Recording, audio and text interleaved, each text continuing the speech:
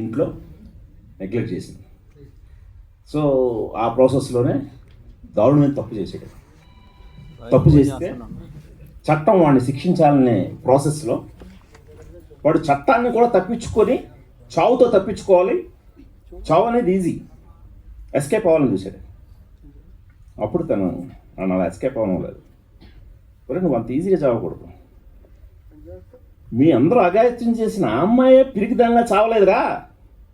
ఆ అమ్మాయి ధైర్యంగా ముందుకు వచ్చి మిమ్మల్ని అందరూ శిక్షించాలని చూస్తుంటే నువ్వేంట్రా పిరికి నా కొడుకులాగా అంత ఈజీగా చచ్చిపోవాలనుకుంటున్నావు. ఒరే నువ్వు చావాలి రోయ్, కానీ రోజు చావాలి. నువ్వు ప్రతిరోజు చస్తూ బతకాలి అనేలాంటి శిక్ష వేసిందండి. ఆయన చంపేయడం ఆవిడ ఉద్దేశం కాదు. ఆవిడ ఈవెన్ చట్టమైనా సరే, ఆవిడైనా సరే, మదరగా ఆవిడైనా సరే చంపితే పరిష్కారం కాదు సార్.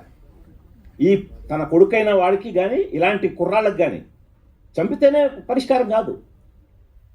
ఈ తప్పుని రూటెడ్ లెవెల్లో తుంచగలగాలి. బీయింగ్ ఎన్ ఎడ్యుకేషనలిస్ట్, ఒక కాలేజ్కి ప్రిన్సిపల్ ఆవిడది అంత దార్శనికత ఉందా దృక్పథం ఆవిడ. అందుకని వాడికి రెండో ఛాన్స్ ఇవ్వాలని చెప్పి